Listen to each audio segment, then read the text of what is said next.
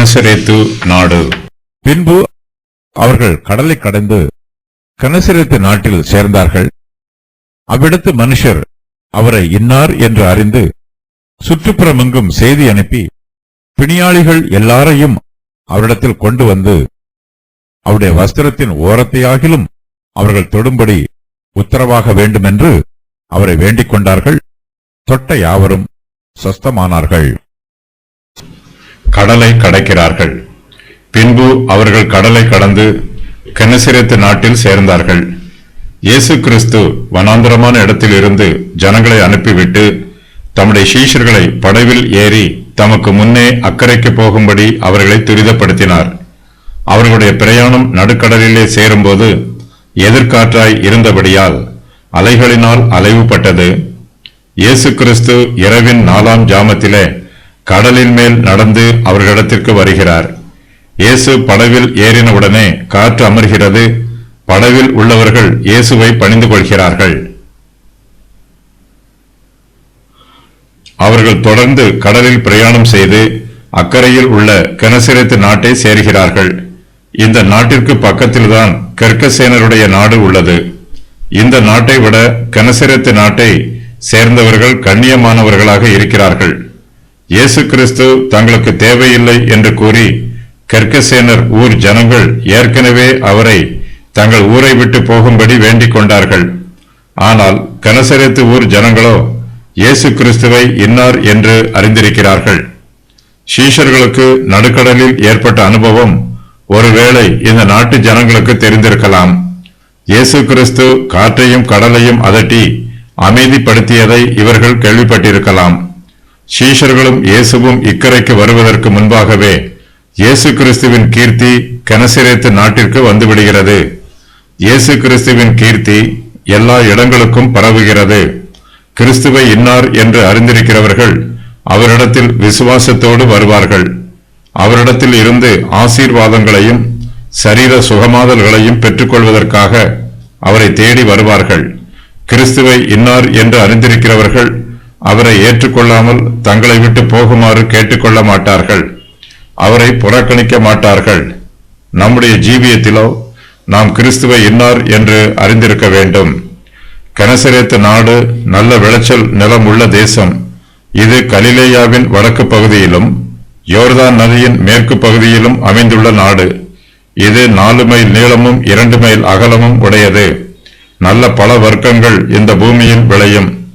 இயேசுவை இன்னார் என்று அறிவது, அவ்விடத்து மனுஷர் அவரை இன்னார் என்று அறிந்து சுற்றுப்புறமெங்கும் செய்தி அனுப்பி பிணியாளிகள் எல்லோரையும் அவரிடத்தில் கொண்டு வந்து இயேசு கிறிஸ்து கெனசரேத்து நாட்டில் வந்து சேர்ந்திருக்கிறார்.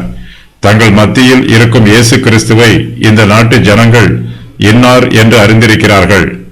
நம்முடைய வாழ்க்கையில் முன்னேற்றம் காண வேண்டுமானால் நமக்கு கிடைத்துள்ள வாய்ப்புகள் என்னவென்று அறிந்திருக்க வேண்டும்.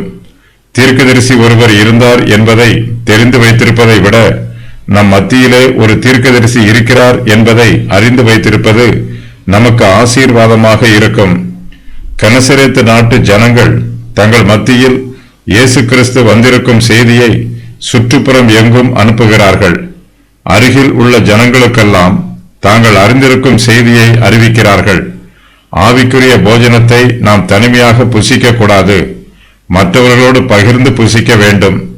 இயேசு கிறிஸ்து எல்லோரையும் போஷிப்பதற்கு போதுமானவராக இருக்கிறார். கிறிஸ்து நமக்கு மாத்திரமே சொந்தம் என்று யாரும் உரிமை கொண்டாடக்கூடாது.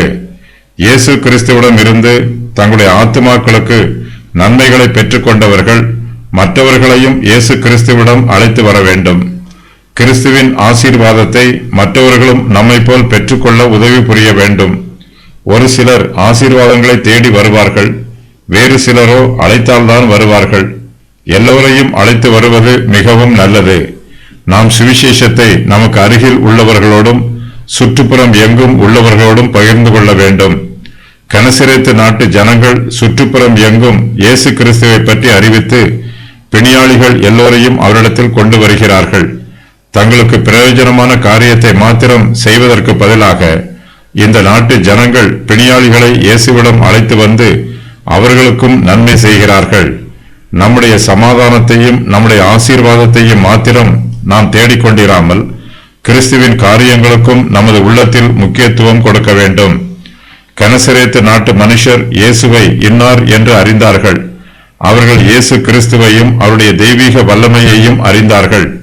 ஆகையினால் சுற்றுப்புறம் எங்கும் செய்தி அனுப்பி பிணியாளிகள் எல்லோரையும் அவரிடத்தில் கொண்டு வந்தார்கள். வஸ்திரத்தின் ஓரம், அவருடைய வஸ்திரத்தின் ஓரத்தையாகிலும் அவர்கள் தொடும்படி உத்தரவாக வேண்டும் என்று அவரை வேண்டிக் கொண்டார்கள். தொட்ட யாவரும் சொஸ்தமானார்கள். கேளுங்கள், அப்போது உங்களுக்கு கொடுக்கப்படும் என்று இயேசு கிறிஸ்து கூறியிருக்கிறார். இந்த வார்த்தையின் பிரகாரமாக கனசரேத்து நாட்டு ஜனங்கள் இயேசு கிறிஸ்துவிடம் வேண்டிக் கொள்கிறார்கள். வேண்டிக் கொள்கிறவர்கள் பெற்றுக்கொள்வார்கள். அவருடைய வஸ்திரத்தின் ஓரத்தையாகிலும் தொடும்படி உத்தரவாக வேண்டும் என்று கேட்டுக்கொள்கிறார்கள். கனசரேத்து நாட்டு ஜனங்கள் மிகுந்த தாழ்மையோடு இயேசுவிடம் விண்ணப்பம் பண்ணுகிறார்கள். அவரை தொடுவதற்கோ அல்லது அவர் தங்களை தொடுவதற்கோ தாங்கள் பாத்திரவான்கள் அல்ல என்று தங்களை குறித்து மிகுந்த தாழ்மையோடு நினைக்கிறார்கள். ஆகையினால் அவருடைய வஸ்திரத்தின் ஓரத்தையாகிலும் தொட்டு சொஸ்தமாக வேண்டும் என்று விரும்புகிறார்கள். அவருடைய வஸ்திரத்தின் ஓரத்தை தொட்டால் வியாதி சொஸ்தமாகும் என்பது அவர்களுக்கு தெரியும். அவர்கள் இயேசுவை இன்னார் என்று அறிந்திருக்கிறார்கள். அவர் பரம வைத்தியர் என்பதை புரிந்திருக்கிறார்கள். இயேசு கிறிஸ்துவில் குணமாக்கும் வல்லமை நிரம்பி வழிவதை அவர்கள் விசுவாசிக்கிறார்கள். அவரிடத்தில் வருகிற யாரையும் அவர் புறம்பே தள்ளமாட்டார் என்னும் நிச்சயம் அவர்களுக்குள் இருக்கிறது. தம்மிடத்தில் வருகிற எல்லோரையும் அவர் சொஸ்தமாக்குவார் என்று நம்புகிறார்கள். இந்த நாட்டிற்கு அருகில்தான் ஒரு சமயம் இயேசு கிறிஸ்து தமது சீஷரோடு போனபோது 12 வருஷமாய் பெரும்பாடுள்ள ஒரு ஸ்திரீ, நான் அவருடைய வஸ்திரத்தை ஆகிலும் தொட்டால் சொஸ்தமாவேன் என்று தன் உள்ளத்தில் எண்ணிக்கொண்டு அவர் பின்னாலே வந்து அவருடைய வஸ்திரத்தின் ஓரத்தை தொட்டாள். அந்நேரம் முதல் அந்த ஸ்திரீ சொஸ்தமானாள். இயேசு கிறிஸ்து அந்த ஸ்திரீயை பார்த்து, மகளே, திடன்கொள், உன் விசுவாசம் உன்னை ரட்சித்தது என்று கூறினார். சொஸ்தமான இந்த ஸ்திரீ கனசரேத்து நாட்டிலும் அதன் சுற்றுப்புறம் எங்கும் தன்னுடைய ஜீவியத்தில் இயேசு கிறிஸ்து செய்த அற்புதத்தை சாட்சியாக அறிவித்திருக்கிறாள். இந்த சம்பவத்தை கேள்விப்பட்ட ஜனங்கள் இப்போது இயேசு கிறிஸ்துவிடம் வந்து அவருடைய வஸ்திரத்தின் ஓரத்தையாகிலும் தொடும்படி உத்தரவாக வேண்டும் என்று வேண்டிக் கொள்கிறார்கள். தாங்கள் வேண்டிக் கொண்ட பிரகாரம் இயேசு கிறிஸ்துவின் வஸ்திரத்தின் ஓரத்தை தொட்ட யாவரும் சொஸ்தமாகிறார்கள். ஜனங்களுடைய விண்ணப்பங்களை இயேசு கிறிஸ்து அங்கீகரிக்கிறார். இயேசு கிறிஸ்துவின் குணமாதல் எப்போதுமே பரிபூர்ணமாக இருக்கும். அவர் ஒருபோதும் அரைகுறையாக குணமாக்க மாட்டார். அவருடைய குணமாக்கும் வல்லமை எப்போதுமே நிரம்பி வழியும். அவரிடத்தில் எத்தனை பேர் வந்தாலும் அத்தனை பேரையும் அவர் குணப்படுத்துவார். இயேசு கிறிஸ்துவின் வஸ்திரத்தில் அதன் ஓரம் என்பது சாதாரண பகுதிதான். வஸ்திரத்தில் இது முக்கியமில்லாத பகுதி. ஆயினும் இந்த இடத்திற்கும் அவருடைய குணமாக்கும் வல்லமை நிரம்பி வந்திருக்கிறது. இயேசு கிறிஸ்துவை உண்மையாகவும் விசுவாசத்தோடும் தொடுகிற யாவரும் ஆசீர்வாதத்தை பெற்றுக்கொள்வார்கள். இயேசு கிறிஸ்து பரலோகத்தில் இருக்கிறார். அவருடைய வார்த்தை பூமியிலே நம் மத்தியில் இருக்கிறது. அவரே வார்த்தையாக இருக்கிறார். நம்முடைய விசுவாசத்தை நாம் கர்த்தருடைய வார்த்தையோடு சேர்த்து அதை தொடும்போது கிறிஸ்துவின் ஆசீர்வாதம் நமக்கும் கொடுக்கப்படும். வார்த்தையை விசுவாசத்தோடு ஏற்றுக்கொள்வது அவருடைய வஸ்திரத்தின் ஓரத்தை தொடுவதற்கு சமமாகும். விசுவாசத்தோடு அவருடைய வார்த்தையை நமது ஜீவியத்தில் ஏற்றுக்கொள்ளும் போது நாம் சொஸ்தமாகிறோம். இயேசு கிறிஸ்துவின் வஸ்திரத்தை தொட்டவர்கள் யாவரும் சொஸ்தமானார்கள். அவர்கள் முழுவதுமாக குணமடைந்தார்கள். பூரணமாக ரட்சிக்கப்பட்டார்கள். இதற்காக பயன்படுத்தப்பட்டிருக்கும் கிரேக்க சொல் டயோசோசோ. இந்த சொல்லுக்கு பூரணமாதல் என்று பொருள். 8 இடங்களில் இந்த சொல் பயன்படுத்தப்பட்டிருக்கிறது.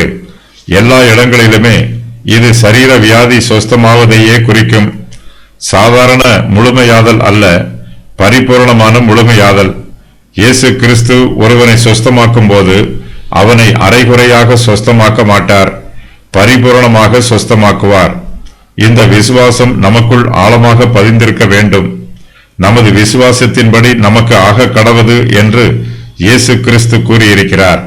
நம்மிடத்தில் அரைகுறை விசுவாசம் காணப்படுமாயின் நமது சுகமாதலும் அரைகுறையாகவே இருக்கும்.